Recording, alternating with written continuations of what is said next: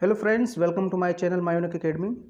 Friends, अगर आप भी इस बार इंग्लिश का पेपर देंगे, चाहे आप बीए सेकेंड ईयर में हैं या फिर थर्ड ईयर में हैं, ओके, चाहे आप सेकेंड ईयर के हैं या फाइनल ईयर के हैं, लेकिन अगर आपका सब्जेक्ट इंग्लिश है, अगर आपको इस बार इंग्लिश का पेपर देना है तो ये वीडियो आपके लिए बहुत ही इम्पॉर्टेंट होगी। ओके, तो इसको लास्ट तक देखना, क्योंकि यहाँ पर मैं आपको कुछ इम्पॉर्टेंट चीज़ बताऊँगा जो आपको एग्ज़ाम में बेनिफिट देगी। देखिए, अब चूंकि स्कीम आ गई है, समय आपके पास बहुत ज़्यादा कम है और इंग्लिश की तैयारी करनी है, तो अब इसमें क्या पढ़ना है। अब अगर आप बात करें तो 30 दिन से कम समय है आपके पास, मतलब 1 महीने से भी कम समय है आपके पास।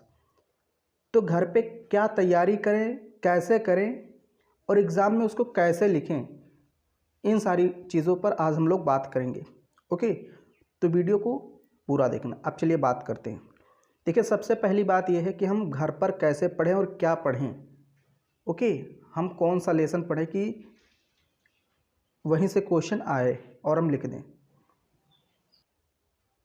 देखिए, अगर आप लेसन को सही से पढ़ लेते हैं, जितने भी प्रोज या पोइट्री के चैप्टर हैं उनको आपको बार बार पढ़ना है, लाइन बाय लाइन। खास करके प्रोज को आपको लाइन बाय लाइन पढ़ना है। एक लेसन को कम से कम 2-3 बार पढ़ लेना है। अब आपको मेहनत करनी पड़ेगी। ओके, लाइन बाय लाइन पढ़ना और समझना है। देखिए, अगर आप लेसन पढ़ते हैं तो क्या होगा कि अगर बीच से एग्ज़ाम में कहीं से एक्सप्लेन करने के लिए दे दिया 3-4 लाइन, तो जब आप लाइन बाय लाइन पढ़े रहेंगे तो आप ये समझ जाएंगे कि ये पैराग्राफ कहाँ से लिया गया है। ओके, पहला फ़ायदा ये होगा। दूसरा फ़ायदा ये होगा लाइन बाय लाइन पढ़ने से कि आपको उसकी समरी एकदम रट जाएगी, और ये समरी कई बार पूछ लेता है क्रिटिकल एप्रिसिएशन के रूप में। ओके, आपसे पूछ लेगा कि आर्म्स एंड द मैन का, या फिर ऐसे मतलब ऑफ स्टडीज़ का, ऑफ रिवेंस का क्रिटिकल एप्रिसिएशन लिखिए। तो क्रिटिकल एप्रिसिएशन में बेसिक आपको एक प्रकार से मैं अगर बताऊं तो उसमें आपको समरी ही लिखनी रहती है। ओके, समरी ही लिखनी रहती है। तो अगर आप लाइन बाय लाइन पढ़ेंगे तो आपकी समरी एकदम तैयार हो जाएगी, आप लिख देंगे।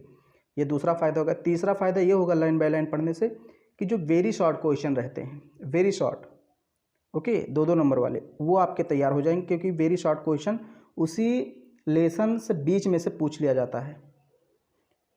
तो आपको ऐसे तैयार करना है सबसे ज़्यादा। अब देखिए, सबसे ज़्यादा फोकस आपको किस पर करना है?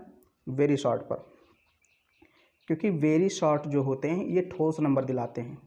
क्या? ठोस नंबर, मतलब 2 नंबर का है तो अगर आप थोड़ा सा भी इसमें सही लिखे हैं तो आपको तुरंत 2 नंबर मिल जाएगा। लेकिन अगर कोई 10 नंबर का है तो उसमें आप सही लिखें बिल्कुल, फिर भी वो 10 का 10 नहीं देगा, लेकिन 2 नंबर वाले में आपको 2 नंबर मिल जाता है। तो सबसे ज़्यादा मेहनत आपको वेरी शॉर्ट पर करनी। जितने भी वेरी शॉर्ट अभी तक आए हैं, अनसॉल्व्ड आप ले लीजिए, अनसॉल्व्ड, ओके, जितने भी प्रश्न आए हैं वेरी शॉर्ट के, उन सब को लिख डालिए। सर्च करके हमारे चैनल पर बहुत सारे आपको क्वेश्चन मिल जाएंगे, कहीं से गूगल से, जहाँ कहीं से भी आपको मिले वहाँ से आप उन सारे वेरी शॉर्ट क्वेश्चन को तैयार कर लीजिए। ओके, ये तो मैंने प्रोज की बात कर दी। अब जैसे कुछ बड़े प्ले वगैरह हैं, जैसे प्ले हो गया, ड्रामा या फिक्सन है, तो इनको कैसे तैयार करें। देखिए, अब समय है नहीं कि आप पूरा मैकबेथ लाइन बाय लाइन पढ़ें या far from the madding crowd line by line पढ़ें। तो इनकी आपको क्या पढ़नी है? समरी। आपके पास बुक होगी या मैंने आपको अपने चैनल पर पढ़ाया भी है, वहाँ से भी आप पढ़ सकते हैं। इस चैनल पे far from the madding crowd, arms and the man और मैकबेथ, सबकी समरी मैंने पढ़ाई। समरी पढ़नी है, और जो कि इंपॉर्टेंट कैरेक्टर इसमें पूछे जाते हैं हर बार, चाहे मैकबेथ से कैरेक्टर आए, चाहे far from the madding crowd से आए, चाहे आर्म्स एंड द मैन से आए, तो कैरेक्टर आपको ध्यान में रखना है। अब कैरेक्टर में इंट्रोडक्शन वगैरह लिखना रहता है, उसकी उनकी कुछ क्वालिटी लिख दीजिए, बस। बहुत ही आसान प्रश्न आता है। ओके, और 1-2 प्रश्न आ जाता है कि एज एन एसेइस्ट लिखिए, एज एन एसेइस्ट। तो देखिए, अब 3-4 एसेइस्ट हैं, उन्हीं में से घुमा घुमा कर वो पूछेगा। तो आपको ये देखना है कि कौन सा एसेइस्ट बहुत बार पूछा गया है, उसको पहले निकाल लेना है, जो 3 से 4 बार पूछा गया है। और अगर वो पिछली बार नहीं पूछा गया, 3 से 4 बार पूछा गया, लेकिन अगर पिछली बार नहीं पूछा गया तो इसका मतलब इस बार वो पूछ लिया जाएगा, तो उसको आप इम्पोर्टेंट लगा लीजिए। ओके, ये तो मैंने बता दी आपको कि भाई घर पर कैसे पढ़ना है। ओके, इस टाइप से थोड़ा अगर आप पढ़ेंगे, और कोशिश कीजिए कि लिख के तैयार कीजिए, हर एक चीज़ को लिखिए। आप ऐसे मतलब पढ़िए मत या रटिए नहीं कि किताब लेकर के आप पढ़ रहे हैं, ऐसा मत कीजिए। इस तरह से आपका नहीं तैयार हो पाएगा। ओके, अगर आप उसको लिखते हैं, क्वेश्चन को लिखिए। लिखने से क्या होता है, जैसे आप किसी क्वेश्चन को लिखेंगे तो 25 से 30% तो तुरंत तैयार हो जाता है। लिख कर देखिए, अगर आप उसको 2-3 बार लिखते हैं तो आपका पूरा का पूरा तैयार हो जाएगा। तो लिखने की कोशिश कीजिए, इससे आपको एग्ज़ाम में भी फ़ायदा मिलेगा। ओके, अब हम बात करते हैं कि एग्ज़ाम में कैसे लिखना है कि कम से कम लिखें और ज़्यादा से ज़्यादा नंबर मिल जाए। ओके, तो चलिए हम पहले थोड़ा सा एक प्रकार से एग्ज़ाम पैटर्न की बात कर लेते हैं कि क्वेश्चन कैसे आएंगे, फिर हम बात करते हैं कैसे वहाँ पर लिखना है। देखिए, ये जो पेपर है ये BA पार्ट 2 का है। ओके, लेकिन इसको थर्ड ईयर वाले भी देख सकते हैं, क्योंकि मैं यहाँ पर सिर्फ आपको एग्जाम्पल दे रहा हूँ, क्योंकि दोनों का पैटर्न सेम है। थर्ड ईयर और सेकेंड ईयर दोनों का पैटर्न सेम है, क्वेश्चन सेम आते हैं, बट सिर्फ लेसन बदले रहते हैं। ओके, तो जो क्वेश्चन आते हैं वो 3 सेक्शन में आते हैं। एक तो रहता है वेरी शॉर्ट, ये देखिए सेक्शन A वेरी शॉर्ट, यानी कि 10 क्वेश्चन पूछेगा, 10, और ये 2-2 नंबर के रहेंगे। 10 क्वेश्चन 2-2 नंबर के रहेंगे, यानी 10 दूनी 20 नंबर के। ओके, तो कोशिश करनी है कि आपको सबसे ज़्यादा फोकस करना है इन्हीं प्रश्नों पर। इन प्रश्नों को अगर आप सही लिख देते हैं शुरुआत में, सबसे पहले इन्हीं को लिखिएगा। अगर अच्छी राइटिंग में और शुरुआत में अगर इन प्रश्नों का आपने उत्तर सही दे दिया तो एग्ज़ामिनर आपसे प्रभावित हो जाएगा, और फिर वो आगे आपकी कॉपी बहुत तेज़ी से चेक करेगा और आपको नंबर धड़ल्ले से देगा। धड़ल्ले से मतलब ज़्यादा नंबर देगा, क्योंकि आपके शुरुआती क्वेश्चन सही हैं तो समझ जाएगा कि इस बंदे में दम है, इसकी डिटेल मुझे पढ़ने की ज़रूरत नहीं। और वो डिटेल वाली जो पढ़ता भी नहीं। ओके, जो 10-10 नंबर के रहते हैं, 18 नंबर के रहते हैं, 500 वर्ड वाले या फिर 200 वर्ड वाले, उनको वो नहीं पढ़ता है, ये जान लीजिए। 2 ही नंबर वाला वो पढ़ता है। ये जो 2 नंबर में आते हैं, इसको 50 वर्ड में लिखना रहता है, इसी को पढ़ता है, इसी से समझ जाता है कि इस बंदे में दम है कि नहीं। तो इस पर सबसे ज़्यादा फोकस करना। अगर आप ये लिख लेते हैं, शुरुआती 10 क्वेश्चन आपका सही चलाता है 10 का 10, तो यकीन मानिए आपको फिर बढ़िया नंबर लाने से कोई रोक नहीं सकता। ओके, तो इस पर बहुत ज़्यादा फोकस करना है, अच्छी राइटिंग में लिखना है। अब यहाँ जो सेक्शन B है, ये देखिए सेक्शन B में आपको यहाँ पर 5 क्वेश्चन करने रहते हैं। 10 क्वेश्चन रहेंगे लेकिन करना रहेगा 5, उसमें और लगा रहेगा, 2 में से 1, 2 में से 1, 2 में से 1, ऐसे करना रहेगा। तो 10 रहेंगे टोटल, 5 करना रहेगा। हर एक क्वेश्चन के लिए हर एक क्वेश्चन के लिए आपको 10 नंबर मिलेंगे, लेकिन लिखना कितने वर्ड में है? 200 वर्ड में। ओके, 200 वर्ड में आपको लिखना है।